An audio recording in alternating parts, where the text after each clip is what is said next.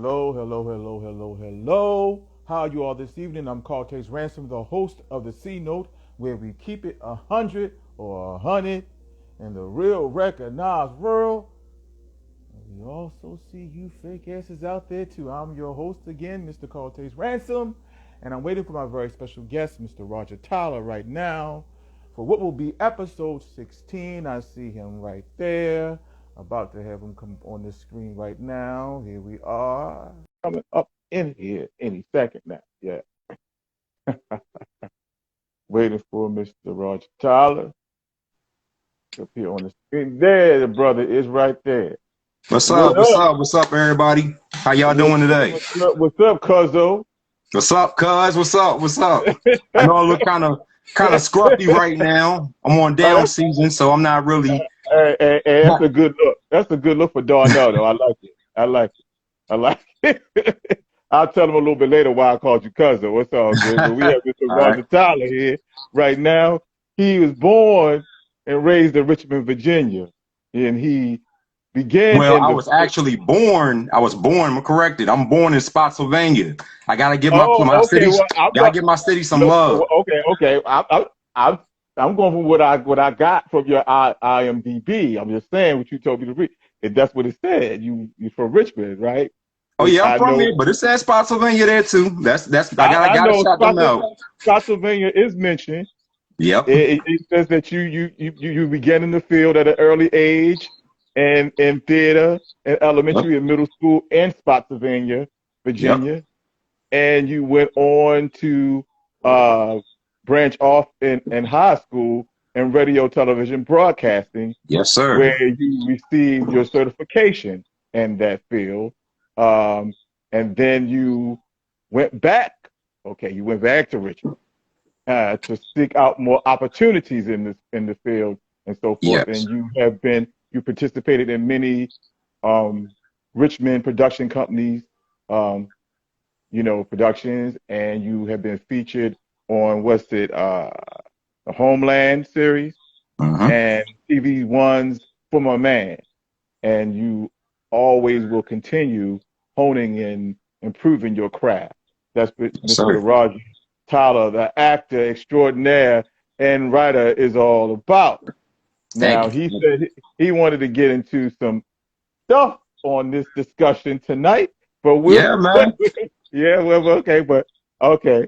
So you started off exactly how old were you when you first started? Because it says an early age, but I I would want say to know my exactly. first ever like on stage, being on Hmm. stage performance was Yeah. probably kindergarten.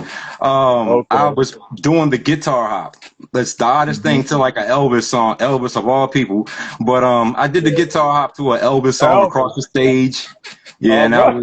that was my Can you first little like give us a little bit of that Elvis? Give us a little bit of that Elvis right oh, now. I What didn't was? sing. I didn't I just did the Okay. little guitar hop thing across the little All right. stage. That was All kind right. of All like my right. All right. first like introduction of like being on stage and being seen by other people and having that energy from them and seeing how hype and excited they were to see me on stage. So it was like the first little kind of rush as a child, like, Okay. wow, this is cool. So it kind of just stuck with me since then and just grew throughout doing plays in school. I've done plays from the sixth grade, eighth grade, just continuously becoming like something. I didn't know what I was because I love music and I also love to do acting. I love watching movies as a kid. I played with Right. action figures, was a toy player and all that. So I knew something was special about me. I just didn't know Hmm. what. And as a kid, your parents are always trying to push you to do X, Y, and Z. And hey, why don't you try this? Why don't you try that? I was in band for a year. I tried the alto saxophone. I can play it, but I'm not the greatest. But of course, that's many, many eons ago. Um, I mean, I can identify. I mean, I've been always been into the arts myself from a very young age. In elementary school, I started singing on the elementary school chorus and started acting in elementary school and middle school and all that stuff. So it's always been a part of me, and I've been writing little plays and stuff like that since I was like 10 years old. Started writing plays and songs, and people used to come over to the house because they knew I could sing as a little boy, and they would like sing something, and I was very shy. I was very shy and timid, and I was like, "Don't look at me." That's what I would tell people. I'm like, I'll sing, but don't look at me because I would be like really nervous and shaking and everything. And even up into my adulthood, I would go to auditions. I would go to auditions and I would be shaking like a leaf, man. I'd be shaking like a leaf. It, I was so nervous and self-conscious, but now I walk into an audition and I don't do that no more. I'm able to walk into an audition now with some confidence now. I don't get like that anymore, man. you still don't never leave. You don't never really have it leave you though. That's still that little bit of like, all right, It's a I little bit of may it, not get this. Like, I but may not get this role, or it's not as bad as it was. Cause like yeah. when I say I used to be visibly shaking, you could like see me Oh, shaking. That's how scared I like was. the shakes. Yeah. Yeah, because I was introverted. I was self-conscious, and I wanted it bad. It was something I was passionate about. I'm still passionate about it. Uh, but now I have more confidence. I'm able to walk into the room more calm now and go in there and do it. You know.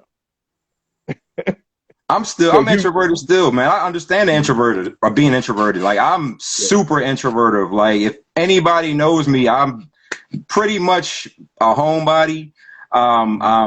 I stay to myself. I focus, study, do what I have to do on my end, and just stay to myself. And it's so odd that like, The same way, yeah. yeah, sometimes just and we've talked about. I've seen you talk What about it a lot. As people, zodiac are you? what'd you say? What zodiac sign are you? A Gemini. That's what I Are you am. really? Yeah. You Yep. want?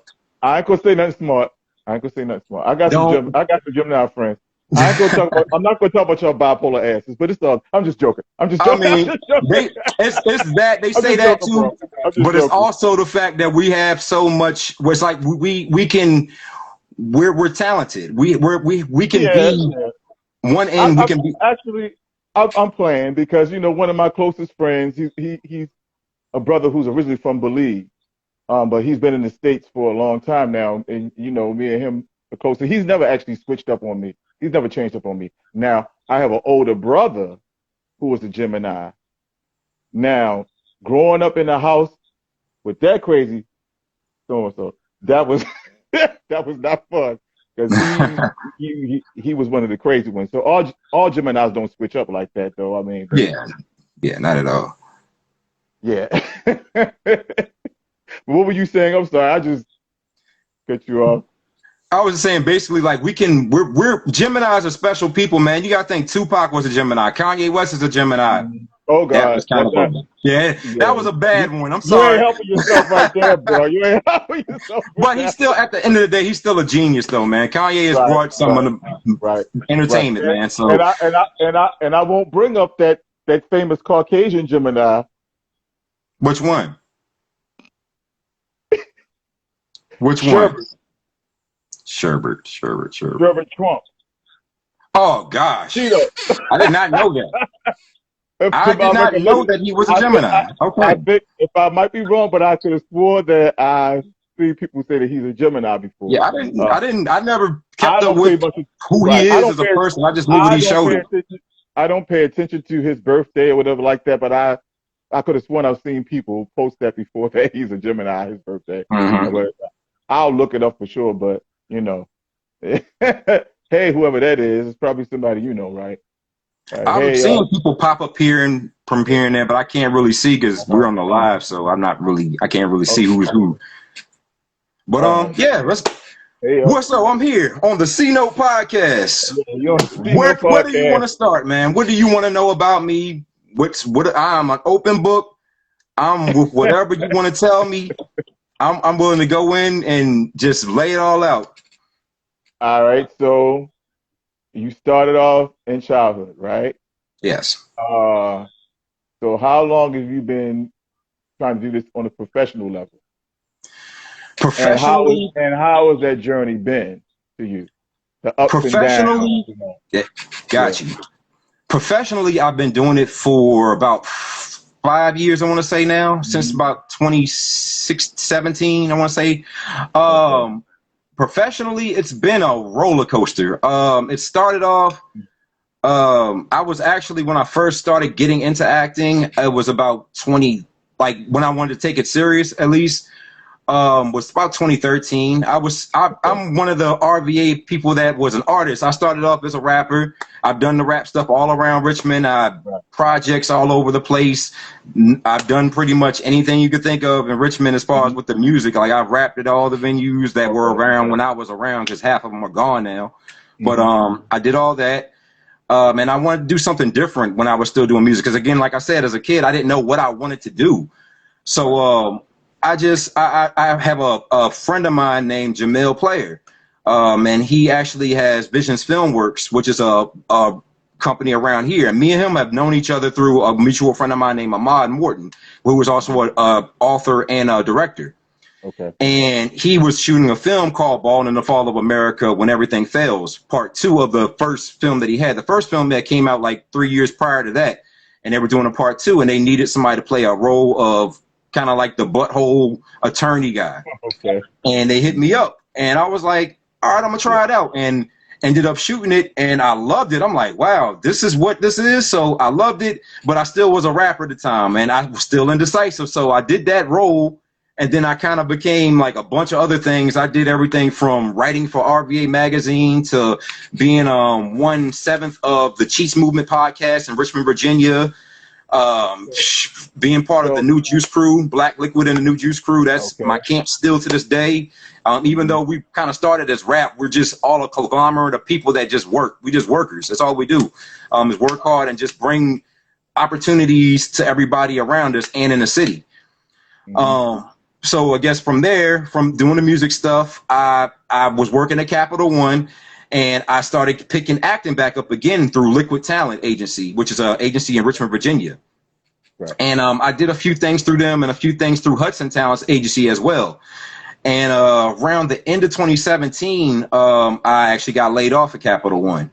And that kind of that devastated me, because that was the job I loved. I really loved that job. Like, it was a fun place to be, and it paid my bills. So when I lost that, all I had was unemployment, which wasn't really a lot of money at the time. It cut my financial in half. So I had nothing. All I had was that and acting. So I'm like, damn, that same week that I got, this is how God works. The same week I got fired from Capital One was the same week I started Homeland, that Friday. So I got fired at Capital One Monday, and that Friday I was at Homeland. It's so weird because my manager knew about it. So I was telling him about it, like, hey, I'm about to do some acting stuff next week. He's like, oh, that's cool. Well, that Monday comes around, and he's like, hey, let's have our 10-10, which is like a little meeting thing they do. So we're walking to go to the 10-10, and I'm walking to the office towards the 10-10, and he said, so how you doing this week? I'm doing good, man. I'm excited about Friday. I started Homeland. I'm excited. And he's like, cool. So we're walking past the 10-10 room. I'm like, okay. Keep on walking, and then he's just trying to carry conversation. So tell me about what you're going to be doing. I'm like, oh, well, I'm going to be, I guess, like playing an armored guard, and we're still walking. We're going past the cafeteria. I'm like, we're walking mighty far right now for just have a 10-10. So we're walking and continuously walking, and he's still trying to just gas me up. We get into the exit door. So I'm like, unless we're going to the room that's over here, I don't know where we're going. We're heading out the building. So we're walking out the building. I'm like, what's going on? So that's when it clicked to me, like, yo, what's up? And I look over, and I look in the little office outside of the doors, and there's my big manager sitting there with him. So I got fired. And what? Yeah, it got laid off. Well, I guess laid off, fired, whatever you want to call that. I would call it more laid off than anything, because I got a severance, which was even more weirder that they laid me off and gave me a severance. Well, after that happened, it kind of gave me the gas to be like, yo, I can't just be sitting around this house rotting. I'm not making enough money to take care of my end of my bills. And at the time, I'm with my girlfriend. We're still together.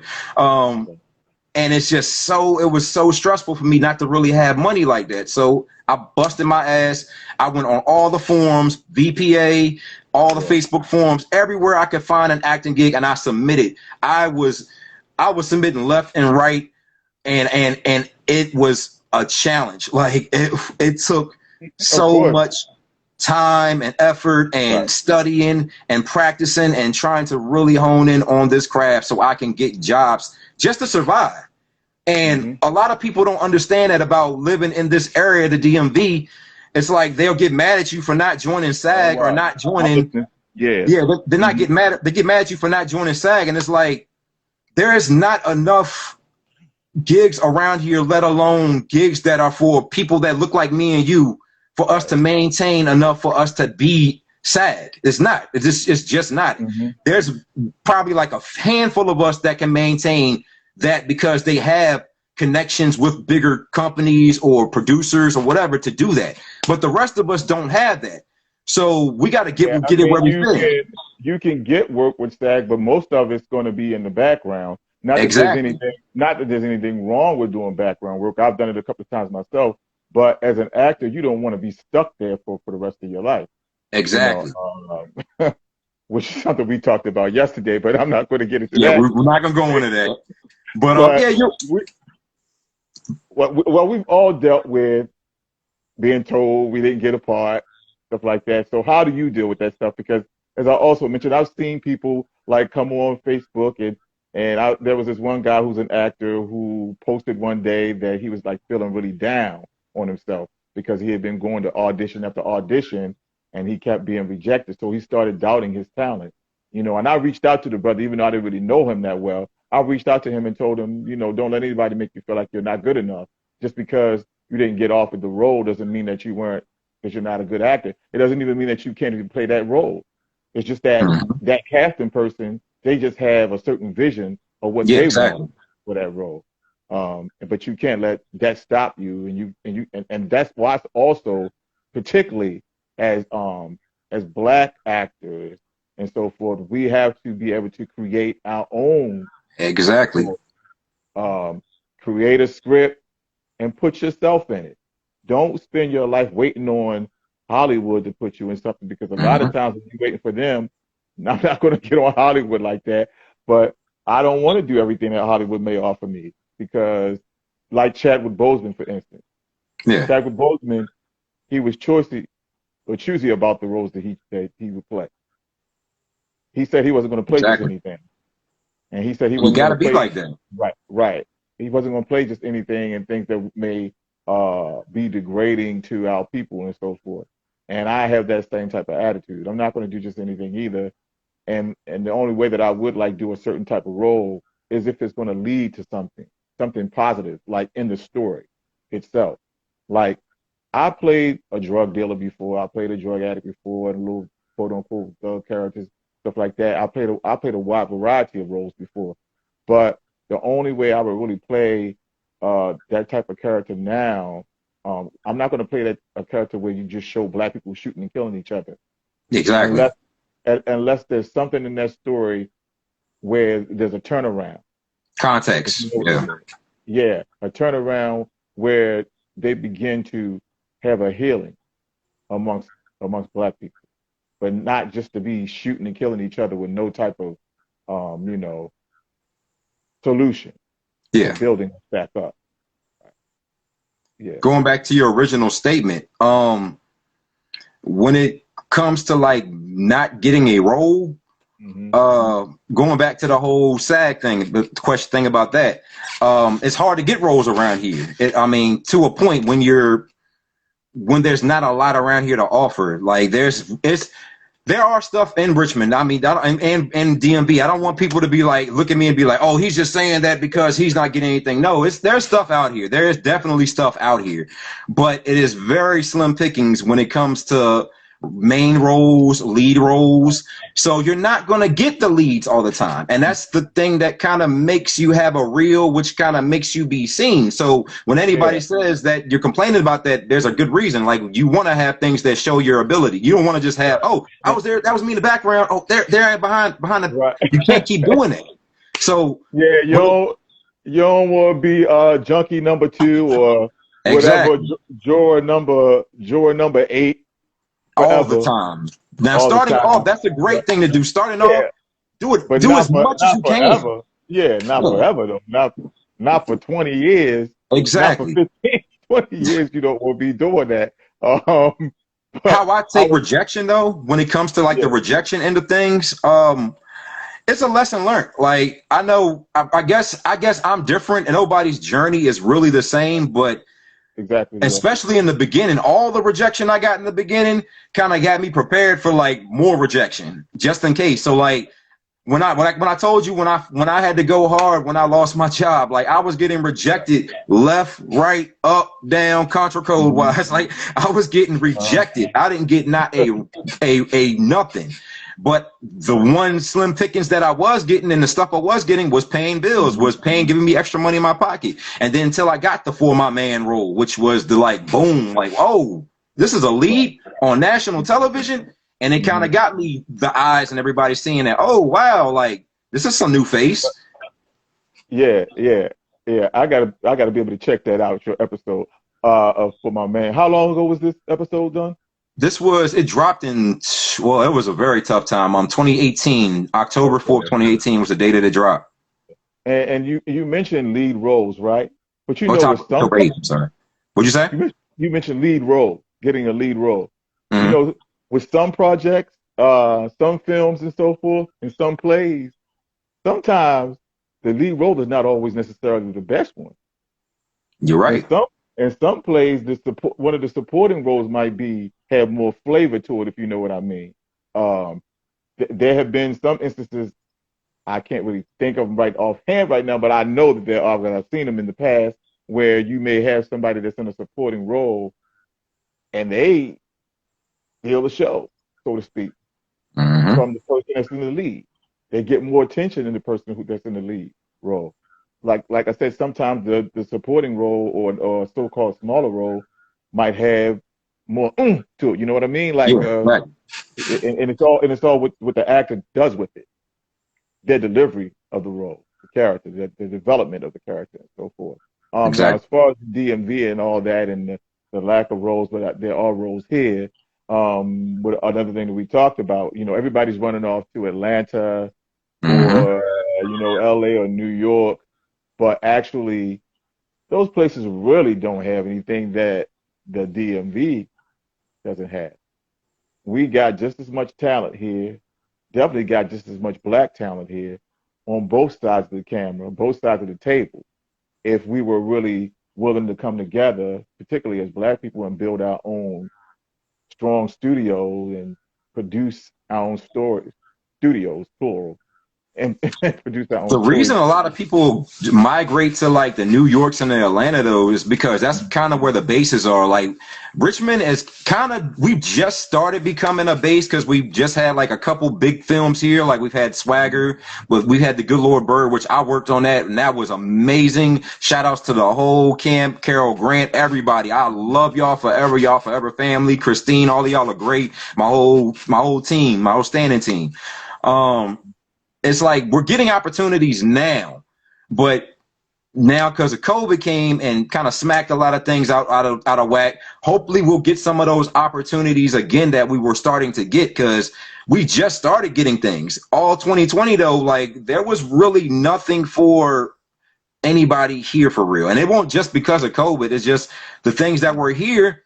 I noticed a lot of the casting companies would put like Caucasian only, and they Right. would specify Caucasian. And that was with a lot of the castings I saw. So Like, and I'm yeah. like, wow, there really isn't a lot for us. So that kind of pushed me too for 2020 to kind of develop my own stuff and to work with others that are in the same like mind as me to develop our own things and put our own Mhm. stuff out there. Because I mean, like I said, you're not going to get lead roles all the time. You're going to get back. If you're going to be SAG around here, guaranteeing if you're not a face or have one of those faces, you're probably going to be background most of the time if you're SAG. Right. That's why I don't want to join. I'm SAG eligible now, but I don't want to join because I still got things I want to build on. I still want to build my resume up to show that I can be a lead role. A lot of people, like prime example, Wonder Woman 2. A lot of people join SAG just off of that. And they didn't have any reels. They had no Right. type of footage, no other films they were in, and they were just thinking, oh, I got vouchers, I'm going to join and be SAG, and now I'm going to be an actor. A lot of them are stagnant right now. They're just sitting there. They have nothing because they don't have nothing to show that they can Well, act. yeah, and STAG restricts you from doing certain things, Exactly. right? Or you have to do it on the sneak tip, or Exactly. try to get a deferred payment type thing or whatever you have to. Like, because I know I'm not going to get anybody in trouble. I know some SAG actors that do still go and do other things. Like they will Oh go, yeah. they'll go and do community theater or whatever, or do something else just to keep their instrument polished. Yeah. Because if you remember a SAG and you're waiting on a role, that You might be wait years, forever. wait forever, and you won't be able to spend any time developing a character and getting on stage or in front of a camera and doing your thing if you're waiting for that. Um, so I do know a lot of SAG actors And that that's why I'm go gonna and do look. that Where's stuff. where's my camera? Look dead in this camera at everybody paying attention. That's why this is not for everybody. You really have to really focus. Like I've had many people tell me, I want to be an actor without doing the research. You Right. have to be aware of what this is. You cannot just be an actor to be an actor. And I'm saying this to the camera because I want everybody to look at me in my eyes right here. Real talk. Like you cannot just join on to being an actor. This is a career field. Like you really have to focus. So that's what I want to tell everybody. Like, because people really don't Well, understand that part about this. yeah, well, they also need to know, which I've talked about before on previous episodes, that acting is not just getting up on stage or in front of a camera and reciting some lines. It takes real work, it takes real dedication, it takes Yeah. real concentration. It's not just because remember there was that controversy about that brother who was on that show, The Shy, right? Remember that Mm-hmm. controversy because they was accusing him of not wanting to uh, be in a have a transsexual love interest or Relationship. something Yeah. like You that. saw. But Mm-hmm. even though I mean, I think his character had been on the show for 2 years, and this is something they just sprung on him 2 years after he had already been on the Yeah. show, and Which that's his he, choice. I mean, if yeah, that's he not found what out. And, he, that's right, his right. choice. Yeah. I mean, That's and I exactly don't want to knock anybody for that. right, Like, and I don't. I have That's what I was nothing going to wrong say. with it. But at the same time, if that's not your character, you can't push anybody for that. It's like when Right, I've been asked, like, would you want to wear a dress? I'm not going to do that. That's not my mhm, journey, but I'm not going to mhm. knock anybody else for doing that. So, Right. I talked about that before, and I think I talked about that with Michael J. Patterson last time, recently, yep.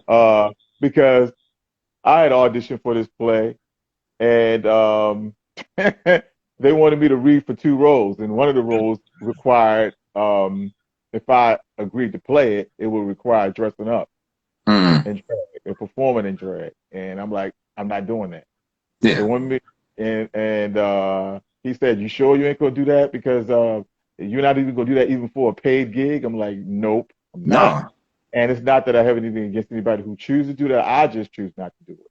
I just choose not to do it. And then you have people say stuff like, "Well, a real actor will play anything."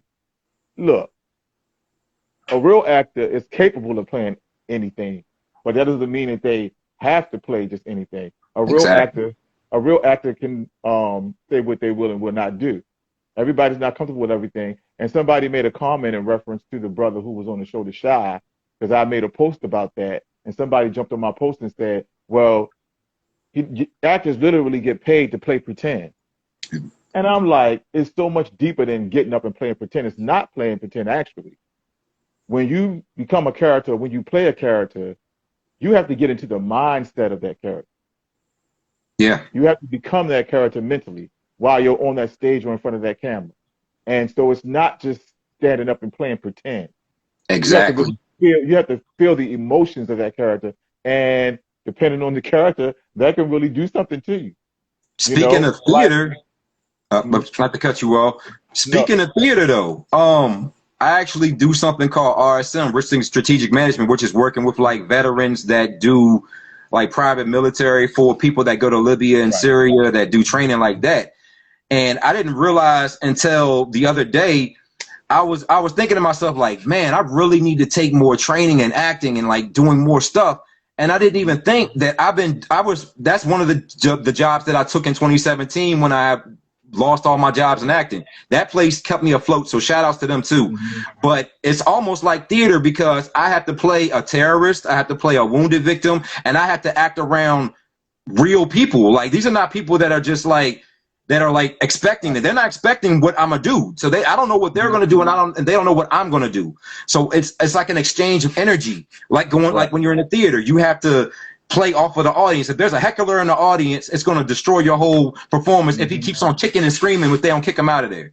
So it's like that. I've had that where I've been on one of our base camps and had somebody be just a total jerk. Okay. And when you're I'm honing into these terrorists or honing into these wounded victims, and I'm screaming at the top of my lungs that my leg is broken, or I'm screaming in somebody's face, cussing them out because I got an AK-47 aimed at them and threatening them. It's a lot of tense emotion, and to break that when I get home, I've had days where it used to be really bad before I got used to it. I'd come home and my girlfriend would be playing like just busting the house, but hey, and I'd jump and I'd be so like scared and like tense and shook because it's just I'm not wound down yet. I'm like still in that mode of I'm still watching my back. I'm still looking if anybody's coming around the corner. I'm on guard the whole time. It takes a few days to wind down from that when you're an actor. That's why when you're an actor, it's a career. Like it's a mental screw that we're crazy. All of us actors are crazy. Like, we do some crazy stuff. So Gemini was the right birthmark for me because this acting thing has driven me to a whole another level of thinking and just imagination that I never thought I could grab. Okay. Yeah, it's definitely takes a lot out of you. It takes a lot of energy. Like when I played this young Vietnam vet back in 2013, who was suffering from post-traumatic stress disorder. Now, that was a very heavy role to play, but I liked playing that role because I had to show a lot of range in that role. But it's like after every rehearsal, I kind of needed a little drink. I ain't no alcoholic or nothing like that. Far from it. I don't sit around craving drink alcohol. But when I was playing this role, I really got into it. And there were some people because the woman who directed the play, Professor Amini Johari Court, she wanted to do this play because her husband had been a Vietnam vet.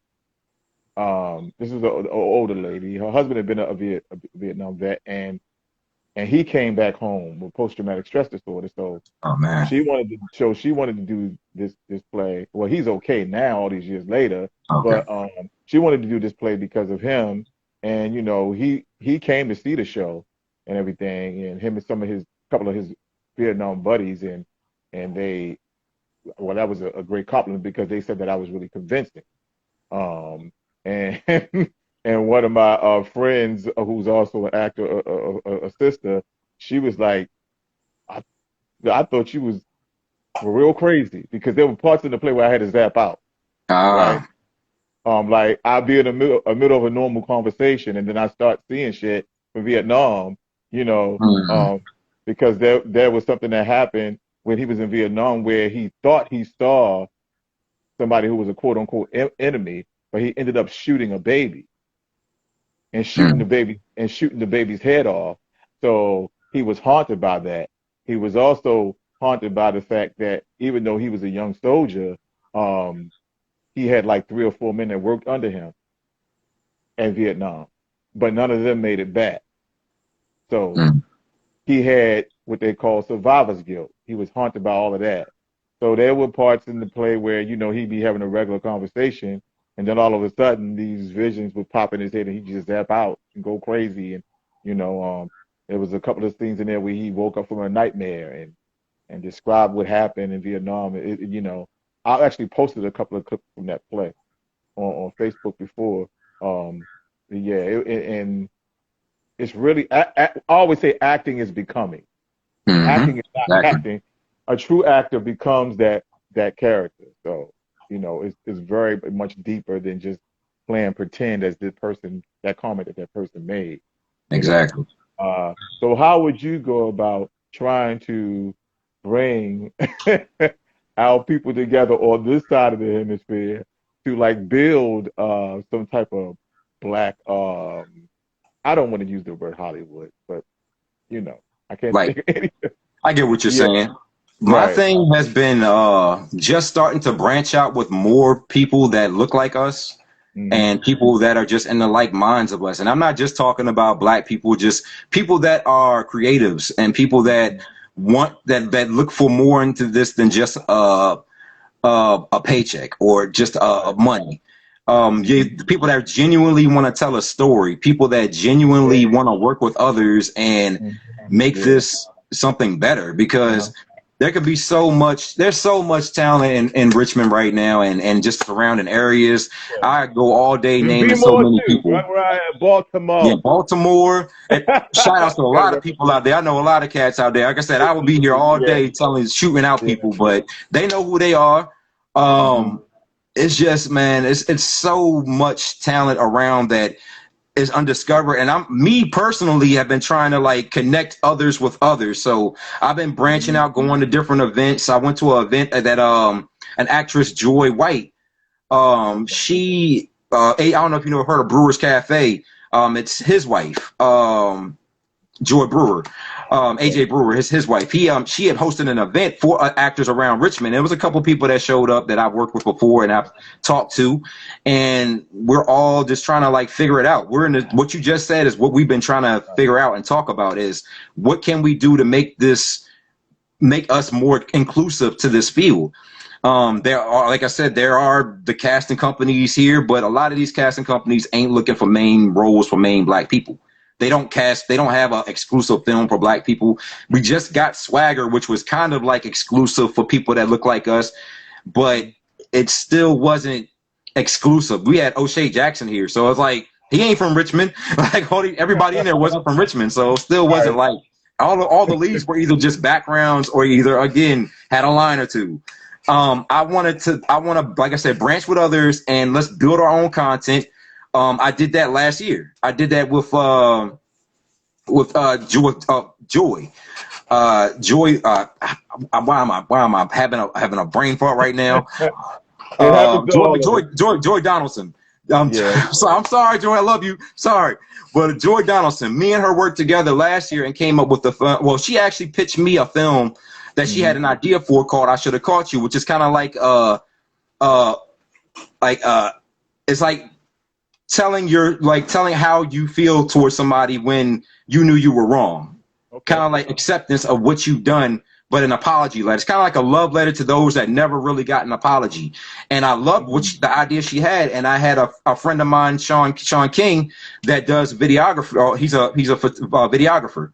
So he does work in that field, and I connected them two, and I was like, hey, how about we all just shoot it with him? At first, it originally was supposed to be in a restaurant, but due to COVID last year, there was, not a restaurant, but a grocery store. But originally, like, during COVID, there's no way you can get a grocery store. That was just impossible. So I told her, let's get a restaurant. We worked together. We figured out, hey, how about we go to this restaurant that we all kind of know mutually?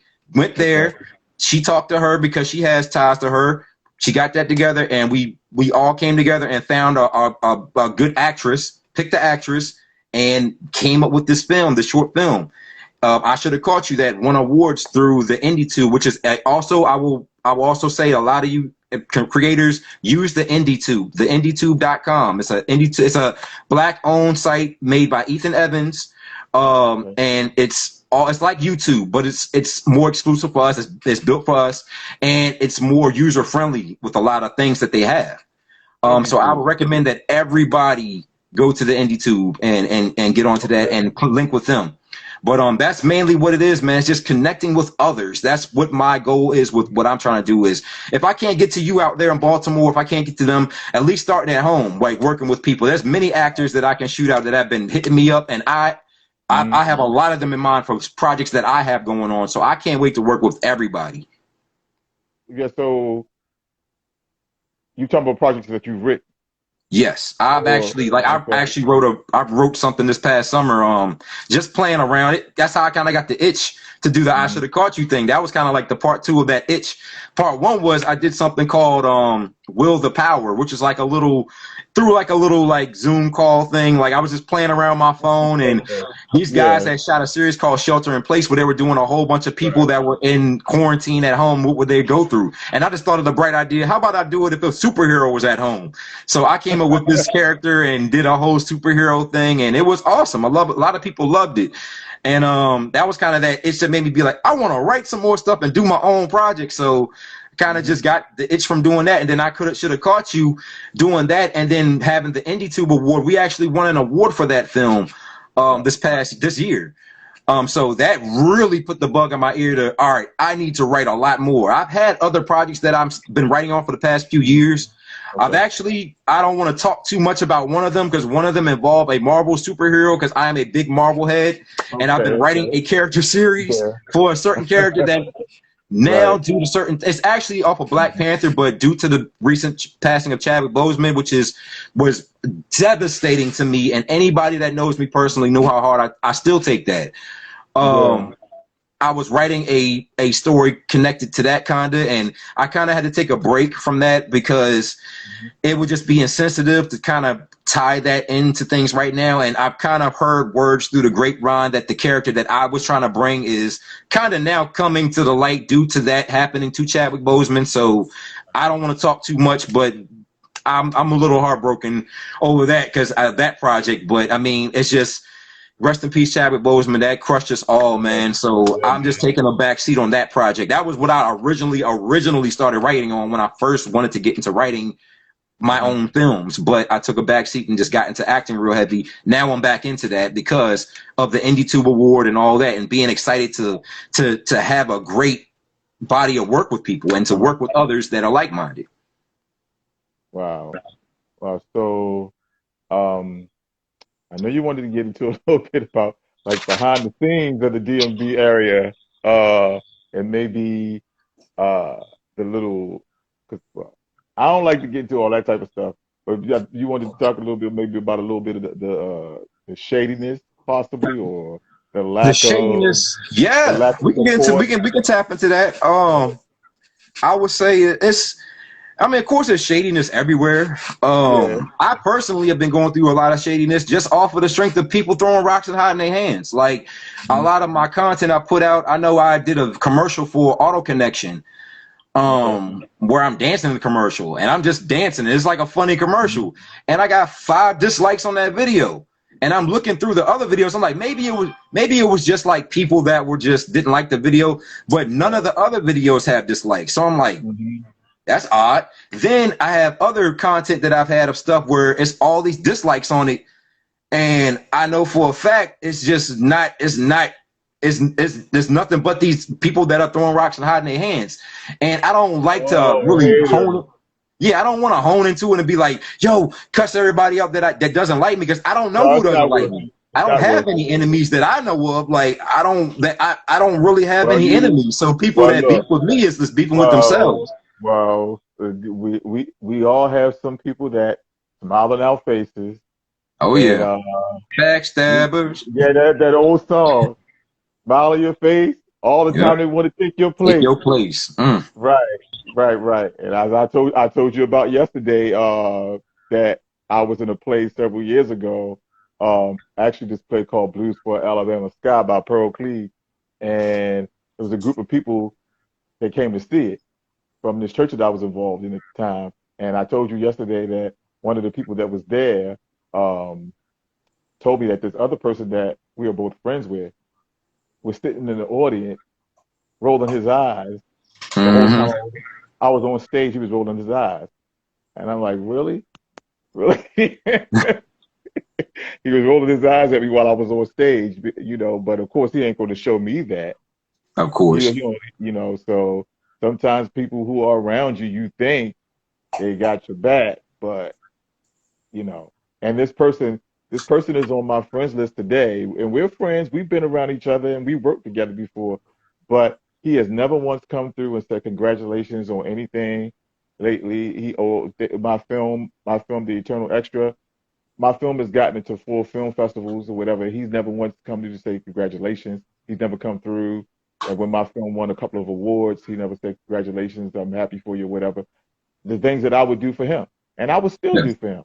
I still want him to succeed, even though he's being shady towards me. I'm not, sitting here.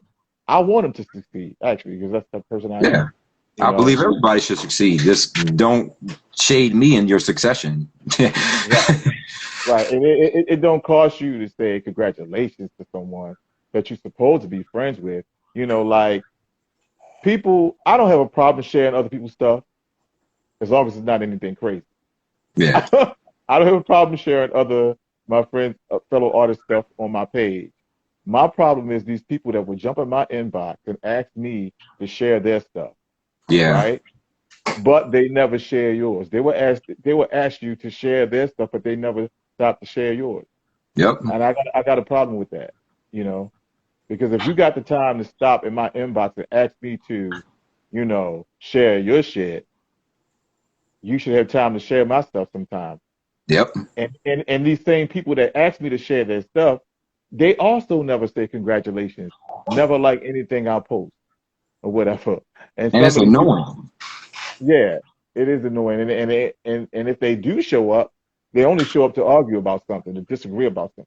That's the only time Hmm. they show up. It's I don't crazy. even get in. I don't even get into the whole telling people to like share my stuff and please Mhm. share my. Because I mean, it's all on your. Like I appreciate everybody that shares my stuff, and I respect it all day long. Like I love that. But there's also people that'll share your stuff and expecting that you're supposed to share their things, and Mhm. some of your things are just. If I did that to everybody that shared my stuff, I wouldn't have a It might wall. I'd be have a wall full of everybody else's stuff. And I've been right, through that when I right. was a rapper. When I was a And rapper, I used to share everybody's videos, everything, mhm, and it would cloud out everything that I was doing. So people wouldn't even barely see what I was doing because I'm sharing everybody else's stuff. So right. I will, if somebody tagged me or something, I will leave it on my wall gladly. Mhm, Like if it's somebody I respect and admire, I'll leave it on my wall because I want them to get shine too. But don't mhm. think that I'm just going to share your stuff unless there's something that is like we're partners, like we're doing something together or we're connected in some type of way that benefits the both of us. Like, and I'm not taking that. I don't want people to take that in a shade way, like, oh, I'm not, he's not benefiting off of it. It's just the fact that I'm not going to do that anymore. I've been from there. I've been there. I've shared 1,000 things on my wall and I was like, hey, did y'all see my video? Oh, I can't see it because I'm going through all this stuff on your wall, man. Where's your video? It gets Right, right. annoying. So yeah, I Yeah. mean, don't ever. I'll tell anybody out there, don't shade nobody for not sharing your stuff, and don't take offense Mhm. to it, man. That's just life. Like, No, I don't take offense to it. My issue is when you take the time to pop in my inbox yeah, and that out, specifically yeah. and specifically ask me to share your stuff, Mm-hmm. but you won't never share anything of mine, and you never like anything I post. I got a problem with that. I'm not good enough for you to like my stuff, but I'm good enough to like yours. You want me to represent your stuff on my page, but you can't represent anything that I'm about. Yeah, I don't like that. But normally if somebody just don't share my stuff, that's fine. But don't be coming to my inbox asking me to share your stuff, but you can't never share mine. You know, and I used to do that. I used to still share that stuff, but now I ignore it. I recently had people send me stuff to my inbox, want me to share. Somebody sent me something, want me to share their single because they put out a new single, right? mm, And I saw it. I act like I ain't said it. I opened it and I didn't respond. Because this same person never likes anything, never says congratulations to me about anything. He just basically act like I don't even exist unless he wants something from me. Uh, yeah, and then there's this sister who does the same thing. She's been in my inbox sending me stuff, but never can acknowledge me or the things that I'm trying to do. They're empowering things that I'm trying to do in the black community through my artistry that I've been called to do. They can't acknowledge that um, because they're fighting for a seat at the table. I'm not going to get into all this thing, but anyway. So how long have you and your lady been together? we've been rocking hard for it'll be 5 years this year. Yeah, 5 years. Mhm. Yeah, this year. Okay, okay, Five, okay. five, I months, ain't gonna five put I years ain't gonna since put you in the hot. 2016. Hmm. Any plans of the Who marriage knows? one day? I mean, you Eh, never know what the future holds. I mean, right now we're just taking it day by day, just enjoying each other's company. I guess you can say. right. Y'all want children one of these days, or Of did did course. did did Yeah, did, of did, course. And did, did Kirk Franklin and his son scare y'all off from parenthood? that I situation so had to, damn stupid. I had to say it. I'm just joking. But That anyway, I mean, some no, it's stupid because it's like that ain't even his son no more. That's a 33-year-old. That man is my age. Like I know he's grown. Grown, I'm man. 36. He's 33. Like, that's like me yelling at you. Like, and somebody Right. being like, "Oh, why are you mad?" Like, it's a two grown men having an argument. Come on, y'all. Like, we can't. The son thing, I get it because yeah, that's his son or whatever. But if you've been a son or have a son, you've been that mad or have gotten yelled at like that before to the Right. point because you've made somebody that mad. It ain't like they really are gonna kill you or anything. It's just you pissed them off that bad. I have an uncle that I've made so mad, like I mean to the extreme mad, and Right. he loves me to this day. I'm alive. I'm pretty sure it's been Yeah. days he wanted to kill Well, me. well, the thing about that is his son, the grown man, Exactly. he never played his part of that conversation, And to that's my another knowledge. thing. Yep. We always saw that Okay. little clip. The part of Kirk going off. But he didn't let you hear why Kirk went off. Exactly. He could have He was said very some real reckless stuff. he probably did. He probably did. Because I doubt if Kirk would have just went off to that degree on him for no reason. I'm sure he said something really out of pocket to make him go off like that. But of course he's not going to play that part of the Exactly. conversation. Right. So we've all had issues and stuff and things. And I posted something earlier about I'm tired of hearing about him and his son because there's a lot of fathers and sons that had issues, stuff Exactly. like that. I've had my own with my biological father growing up, and I posted about what that was about too on my wall. And I wasn't no grown man when this stuff happened, but anyway, I was a little kid. But and I Oh, did still get to talk. I'm gonna plug on my charger. I'm still talking to me okay, though. I'm to make a quick yeah, scenery change. okay. And I did get to a point where I did grow to hate my biological father because of how he mistreated me. But I got to a point where I grew out of that hatred for him because I realized that the reason why he did the things he did is because he was still suffering from an untreated trauma from his childhood. There are a lot of our people running around with untreated traumas from their childhood that they never got help for. Oh yeah.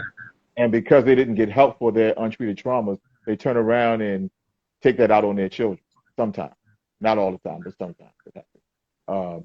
And so when I was little, I used to crave for my biological father to love me like that. But by the time I got to like 13 or 14, that crave to be loved by him and the love that I had for him as his son turned to a hatred eventually. By the time I was like 13 or 14, it did turn to a hatred for him. But since then, since I've been grown, I don't hate him anymore. I realized because, he became an alcoholic. He was an abusive alcoholic. And the reason why he became an alcoholic was to drown out the pain of whatever happened to him uh, growing up. And he eventually stopped, he doesn't drink anymore. He got himself together and he stopped drinking. So he's no longer, That's good. doing that. And he actually became a sponsor, for other people who are coming into that program, the, you know, Alcoholics Anonymous program or whatever, stuff like that. So that whole thing with Kirk and his son, it just feels like he was being very manipulative to some Yeah, way. And that's he all. was. That Totally, situation totally. was definitely one sided. It was really one sided, and for real, it really wasn't cool for him to even put that out there. I think it's, Just I, I think it's it, really funny it, for it him. seemed vindictive from jump. Like you don't just put Sit a there and conversation record of that him. part of it out. Right.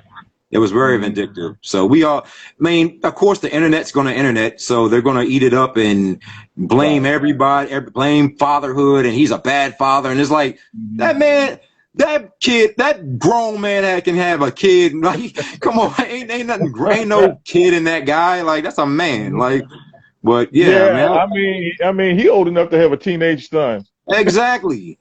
Like you say, Right. 3 years. I'm 3 years older than that kid, that dude. Like, Right. You just nah. called him a kid. Yeah, like whatever, man. Yeah. So, I'm happy that this is a plug for both of us since you're involved.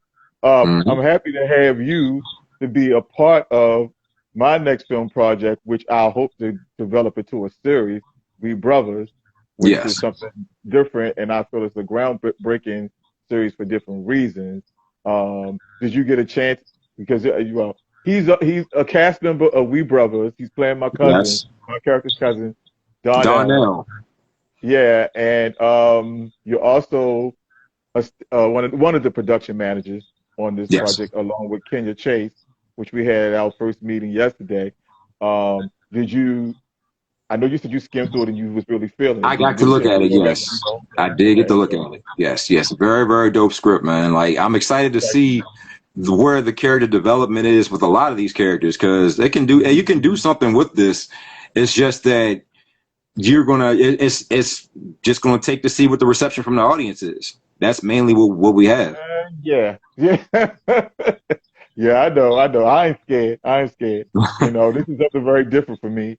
You know, but it's something that was spoken to my spirit, and it took me a while to get it how I wanted it. And so and at first I was trying to like write this real short film, right? Like 10, 15 minutes. I'm like, Mhm. forget that, because when you write a short film, you're kind of constricted because you have to make a decision on what you want to keep in, what you're willing to sacrifice. You know Yeah. what I mean? Because you can't put everything in that short story. You got to find a way to try to put a whole lot into 10, 15 minutes or whatever. And when you're dealing with as many characters that we're dealing with We Brothers, that's not that's not easy. It's Yeah. That's a easier lot of when you characters. like when you're doing a short film, you got to have like a small cast to make that work. Um, so I let the spirit and the ancestors, the creator, um, lead me and the characters lead me where I was going to take this. And I'm definitely trying to develop this further into a series. And I'm definitely looking forward to us bringing this thing to life. Yeah. Definitely. Um, it's a lot of different elements in there. People who other cast members that I talked to the script about, and a couple of other close people that I trust to talk to this about. They was like, that's different. Nobody's doing anything like that. You Yeah. know, I mean, just the dynamics in the friendship alone, um, and where some of the brothers come from and stuff like that, and the whole thing with the day and his wife, and Yeah. um, I ain't gonna say what that is, but and the Yeah. scene where he's there with his best friend, um, Marquise, talking about, and then her and her friend walk back in, and Danielle's going off. Oh, yeah. Yeah, so, yeah, so I ain't giving that away on here, Yeah. but yeah. Yeah. Let's keep that So for the movie. yeah, definitely we're gonna keep that for the movie. Definitely gonna keep that for the movie. Yeah. Speaking of that, we may need some extras, who people willing to come to be extras for the party scene that we doing. But yeah, That's Baltimore, though. I would let y'all know how you Baltimore actors, right? yeah, we're gonna be Definitely, shooting if in you can make it out, Baltimore. come out, man. But I don't want people from Richmond to come all the way out to Baltimore for No, that, no, no, because you will not not this be getting weekend. paid. No, Like not for this. Not yeah, yet. People keep calling me. People keep calling me the next Tyler Perry, right? First of all, I'm the one and only called Taze Ransom. I'm not Tyler Perry, and I don't write like Tyler Perry at all. I'm very intentional with what I write. I'm not going to put Tyler Perry down. So yeah, some of that stuff I don't like that he write. You probably know why, yeah. but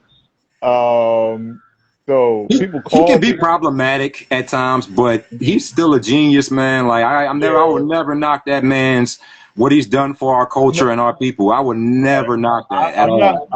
I'm not going to knock him. But Yeah, somebody said to me, you know, excuse me, somebody said to me, if Tyler Perry called you up and asked you to play a role, they said, would you do it? And I said I would have to see it first. yeah, yeah. Of That's course. all. Yeah. I'll have to see it. I'll have to see what he getting me into. I'm not going to just say yes off the jump. You know what I'm saying? That's Um, with anything. Yeah, you should always have that yeah. mentality. Don't just No, do anything. some people would just jump on it because it's him, because he got a big name. Like I said, when I lost my job, I was jumping on anything. Like, sometimes I had to double back. Sometimes I'd be like, hold up, whoa, nah, like, let me not do this role. Or like, hold up, this seems a little shaky. Or I talked to my girlfriend about it, and she'd be like, no, don't you dare do that. Or let's not do, nah, don't do that. Like, that don't seem too cool. Like, so I mean, it's all a test, and it happens. Yeah. So y'all want children one of these days? Of course. That's right. I asked you about that. I went off on that little tangent about Kirk and his son, and I got distracted. Yeah, of course. Like one day, it'd be nice to one day. I mean, who knows when? I mean, it's just like I said. Right now, we're just taking everything as we take it. Just. So, what do you plan on doing? Do you plan on doing anything with your music? Music wise, I will definitely say. I keep saying I'm done because I haven't dropped an actual project since my project in 2016 called Time. This is me every day. I've done a couple of verses on people's projects. You might hear me on some stuff if they ever drop it. I have played around with it, but as far as me, my solo career, right now, I'm not really focused too much on it. But I'll never say never. It's a never say never. That's all. I'll keep it at that. Okay. I like to hear that. I like to hear some of your work. Oh, definitely check it out. You said you posted something recently singing, right? Yeah, that was let's talk about that real quick. I'll get into that really, really fast. All right, that was behind a whole I was casted to do a film called well, not a film, but a fan remake of a Buffy the Vampire Slayer episode called Once More with Feeling, which I was going to play the demon Sweet, which was the lead demon in that episode. Okay. And at the time before I got the role, I was actually wanting to redo Minnie the Moocher by Cab Calloway. I was wanting to really learn the steps, learn the song, and learn all of it. So for the first couple, he was from Baltimore, by the way. Yeah. I love Cab Calloway, but that Minnie the Moocher just always stuck with me. Like, I want to redo that. I don't care for that song very much. I like it's more about, for me. No, only because of the name of the song. That's all. I got you. I don't appreciate that because I love my mama. My mama named Minnie, and my mama ain't never been. My mama ain't never been no damn moocher. Okay, not my mother. Okay? So you got it for personal reasons. I got you. Yeah, personal reasons. Back to the story though. Basically, I was training to redo that, and in 2 weeks in, I saw the audition for that. So I submitted my audition for it, like I tried for it, and I got the role. So I completely shifted gears, and I was paying a instructor every week, every time I went. So I completely shifted my gears from Minnie the Moocher, us just starting to do that and kind of get the idea of what we were going with it, to completely going to Once More with Feeling and learning that episode. The director, which I'm going to go ahead and put him out, F him, Bunny Apocalypse of Productions, Jenny Janetti. I was trying to contact her for like 3 years now, and she's never contacted me. So it's past the time now. I can talk about it. She never contacted me, and she did a horrible job of being a director, and she could have done way better of being a director. And I don't like putting people. You taking off the gloves on the I don't want to, and I don't like to put people on blast like that and be like this, that, and the fourth. But it's been a length of time where I've actually tried to be nice about it. And there's another one of them people too. He gonna get it too. But she had actually, she gave me an excuse one time about her house, and she's going through all these issues. I'm like, all right, that's cool. And I actually gave her the benefit of the doubt. Like, I'm not going to get on her. So I kept asking to ask. I asked months and months later, hey, what's up with everything? She assured me something was going to happen. I paid money. It would have been different if I didn't switch what I had to do and the money that I was spending for my project for her and switch it to her. To thinking I was going to get a guarantee, but I will never do that again. And I never got paid for that role. I had to drive out to Roanoke to shoot it. Never got gas money. Never got a freaking cent. Didn't even get a cup of water while I was out there dancing and doing all the choreography that I could barely learn because she didn't even tell me or my instructor pretty much what we needed to know about the choreography. So we just had to kind of do everything off of what we could think. We've even tried having meetings with her, and the meetings weren't really that successful. They were just like, okay, you're telling us this, but you're still not telling me the venue size, this whole choreography in the episode. He has a piano. He's jumping off of the stage. Is there a stage at this place? Like, there was nothing. So that really like put me off from doing a lot of free work. So I kind of got turned off from that. Like, I don't want to do no more free work for people, because if I'm not going to get anything out of it, it hurts. Like, that hurts an actor. Like, you put so much effort into something and so much time in it that you could have put towards something else to get nothing out of it. It's a big slap in the face. And then to ignore me on top of that, nah, there's no, I'm not being nice with you about that no more. There's no respect. You didn't respect my craft, so why should I respect you? So that's just where that lands with that. It's all about mutual respect, definitely. That's what that singing clip was on my Facebook that I was talking about. That was day 2 of us training on singing for that project. That was just the second day of me just trying my vocals. But it never came out, never seen the light of day. And you posted it yesterday. Is it still there? Yeah, it's on my memories. It was something I posted it 3 years ago when it happened, but it just popped up on my memories the other day, and I'm like, damn, that hurts. Like, you know, like it's like seeing an ex-girlfriend that you hate or something, and she pops up on your memories and be like, damn, why I have to see her? Like, it's like, it makes you mad. Like, it's just stuff like, hey, why I gotta see this? It's when I look at stuff like that didn't happen, that should have happened, it's almost like seeing an ex. Like, I really didn't want to see you, and I'm back in my feelings because I seen you. I don't want to look at you no more. Like, it really hurt me. And like I said, I have another one of those. I actually shot a horror film. I'm not gonna put his name out there, but he coming close to. But I shot a whole short horror film with him. Never saw the light of day. Kept asking him, hey, when's the film dropping? When's the film dropping? Gave him years. When's the film dropping? I got the footage, but the people dropped out and we're not gonna be able to drop it. All right, so you're telling me I drove all the way to Virginia Beach for nothing? Wow. Like, that's why I'm in the position, like, everybody's journey is different with this, but I'm in the position now that where I can't make those type of calls because I put my all into my work. That's like if I was back to do rapping and I dropped a whole project. I did a whole rap project with this studio, and the studio was like, you know what, man? Let me work on this project a little bit more. All right, cool. And I keep asking you, hey, when y'all gonna give me my stems? When y'all gonna give me my vocals? And they keep pushing me off. And the next thing you know, they're like, oh man, we deleted your whole project. I'm sorry. Man, I don't know. Yeah. It's like you almost want to hurt somebody. I put my all into that. Like, and that's where I'm at now. So when it comes to free work, I really ask a lot of questions. It has to be something beneficial for it, and I have to want to do it because I won't do it. It's too much of my time. I put too much effort into this, and I can't do it anymore. Right. Totally understand that. I feel the same way. It's all about mutual respect and don't want to waste anybody's time. Yeah. Yeah. So yeah.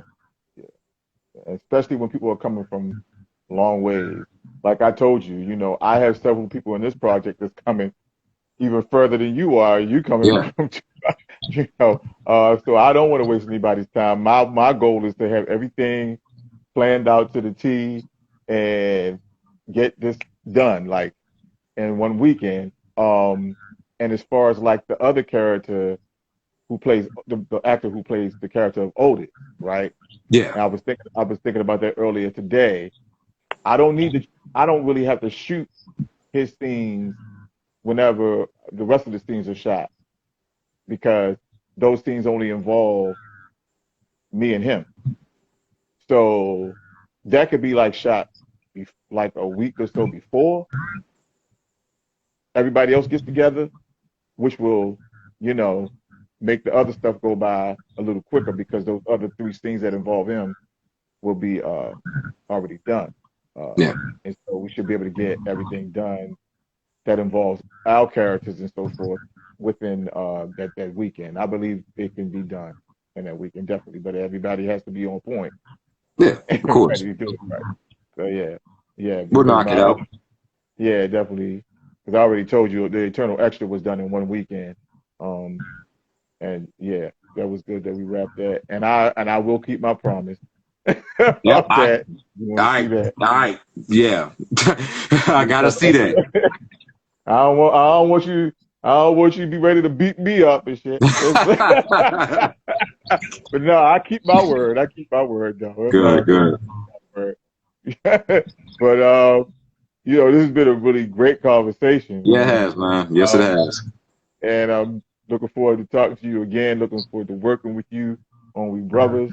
And I know we're gonna bring this thing to life and make it pop and everything. I can't Um, see who. Oh, I can see now. Word. I can see who was commenting. I'm gonna give a few shout outs real quick. Go ahead, go I ahead. see BC. Shout outs to my brother BC Music First. He's part of the TNJC. I see my little cousin in here. Says she's proud of me. Love you, Meg. I see you. Shino. That's another dope person. Shino. Yo, Shino's Lab. Y'all need to tune into that. He's a director that is dope. Shino has a bunch of artists that he works with too, as far as rappers and music people that is dope.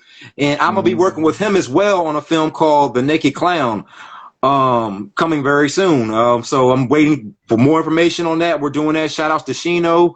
I'll be anywhere. He says I inspired me to get into. Yo, bro. And Carl, Carl. We had that We had conversation it. yesterday. I'm Don't you sorry. call me no damn Carlisle. Do I look like a fucking Carlisle to you? Carl Do I look Taze, like my a bad, man. Carlisle? No, I ain't no Carlisle. Cortez, man. What's up? Um, you know how this feels when somebody tells you that you're inspired, they inspire you, you inspire them Yeah, to get into acting. That is such a great that's an feeling for honor. an actor to know Yeah. that you inspire others, because that's all I want to do. This is what this whole conversation, what we were talking about. I want more people to look like me, to do things that I do. Like, I don't want to be one of the only black actors in Richmond that I know that does stuff. I want to connect with other people. I want other actors to do this. So hey bro, more power to you, bro. I want you to go far. I hope we work together, and I plan on using you for something. Trust me. And Well, I don't who know else? who you are, bro, but I'm rooting for you too. I'm rooting Yeah, for you. And anybody because else? That's all the comments I pretty you much see. know Anybody else that's that. joined? Anybody? I see a few others people. Thank y'all for joining in and tuning in, man. I'm pretty sure you'll have a replay of this probably or something, won't you? Oh yeah, I'm going to save it because, like I said, Cool. when I get off of here, I have to get on some Zoom meeting or whatever. But I'm going to be posting it on Facebook as well because there's a Awesome. page on Facebook, and I'm definitely going to tag you in that once I get Awesome. it. Yeah, and it should have been saved on here, but I don't know what happened with the last two episodes because I saved them on Facebook, but it disappeared off of here. Uh, But but I'm gonna try to keep it on here too, and also save it on Facebook. But it's definitely going to be on Facebook. And I also started a YouTube page for the C Note, but I just recently started that YouTube page for the C Note, and I've only recently loaded the first episode, right? And so this is episode 16. So I got a lot of videos to put on there because right now I only got episode 1 and 2 on YouTube. So I okay. got to load the rest of these episodes on the YouTube channel for Okay. that. So, Well, I'll be yeah. awaiting. I'll Oh yeah, post it and definitely. share it. And this is a good conversation, man. It's a lot that was said. A lot I got off my chest. Thank you for letting me get a few other things off my chest I needed to say. So I appreciate it, man. I look forward You to know, us. I'm all about us helping each other and building each other up and creating our own stories and so forth. That's why I write what I write. I'm very intentional with what I write. We brothers, it shows it shows healthy black love in it between a black man and a black woman, and and all that stuff. And I'm very intentional about what I write, because I'm trying to, portray that strong image because black people need to see that. Black children need to grow up and see black people loving each other and looking out Exactly. for each other and stuff like that. So people think that TV is just TV or films is just films, and it's not. It makes an impact on the person's mind, what they see. It's an influencer, so definitely. But thank you for being here, Mister, Thank you. my Don't y'all brother. mind the collectibles in the back. I had to make a scene change. So this is Oh, my girlfriend's John Cena, Superman, uh-huh. and Batman and stuff. This is not my collectibles. My collectibles are more like let's see what I got. It's like this stuff, like Black Panther, Just a few Yeah, Black Panther things, that's just that's a more me. few, That's just a more few, my huh? wave. more my thing. So. That's just a few. I see a lot of it. That's not just a few, bro. Oh yeah, man. Love I'm a big that. Black Panther. Like I told y'all, when Chadwick Boseman passed, man, it crushed me like more than people know. Like it still does crush me because not even just Yeah, for Black Panther, just seeing somebody make such a monumental step in acting, let alone being a successful Black actor, like being on a right. successful just person, a genuine person from the people that know him. I Mm-hmm. studied that man. I studied who he was as a Right. person, as an individual, as a man, just as how he raised himself, his family values.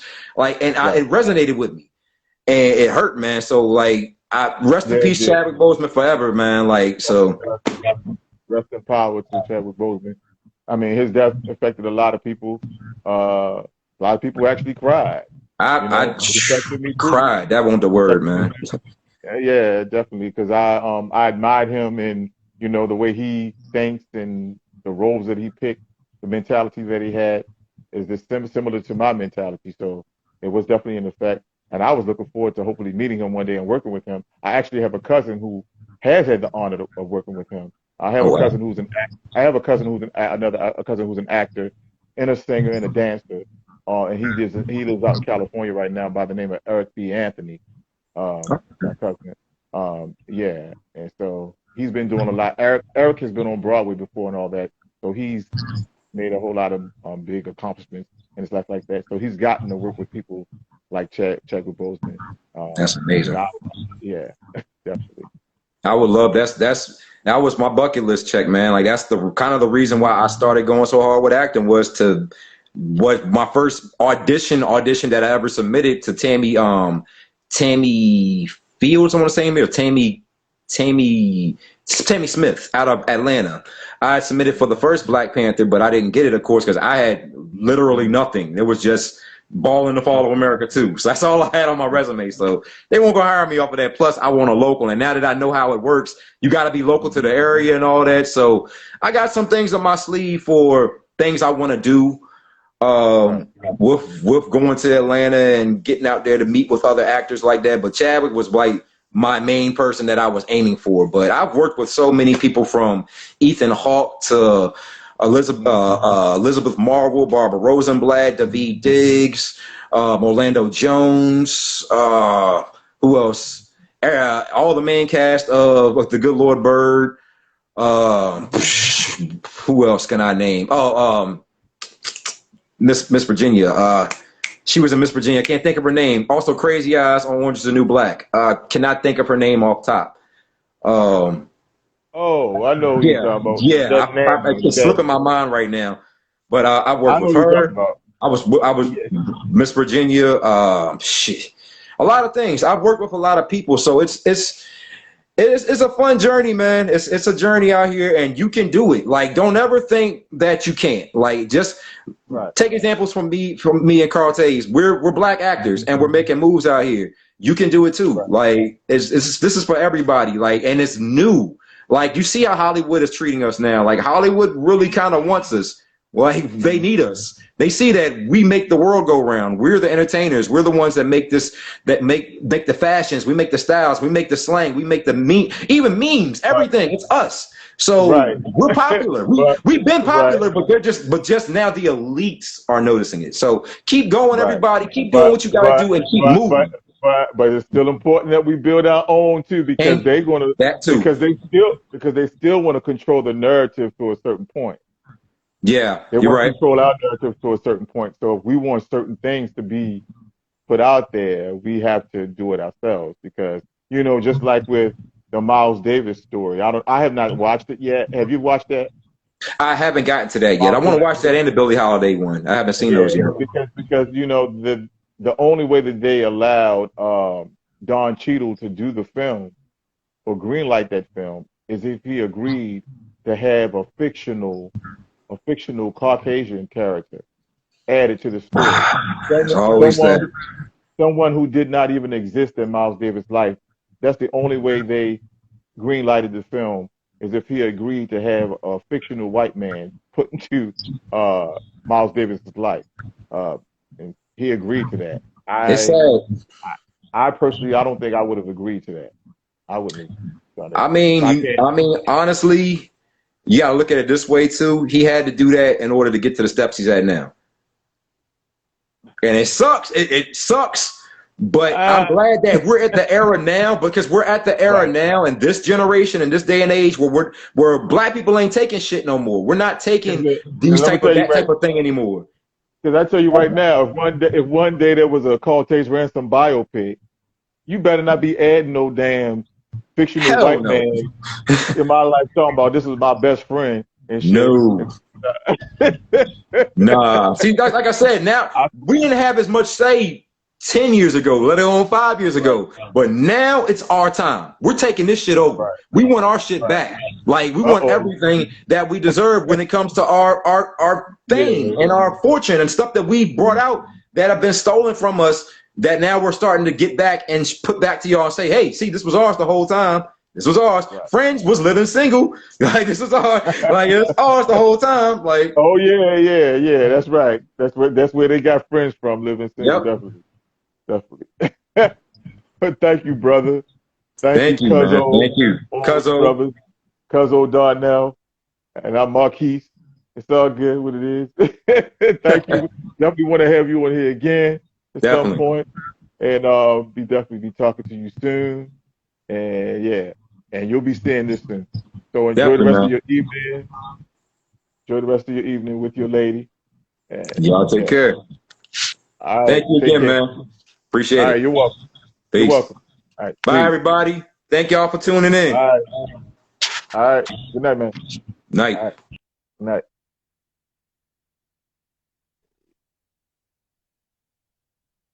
Hey, y'all.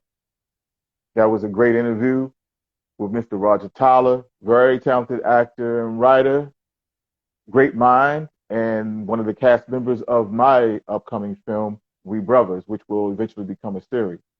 Next on the C Note, on March the 29th, Monday at 6:30 p.m. Eastern Standard Time, we will have Antonio T. Lee, actor and producer, Mr. Antonio T. Lee.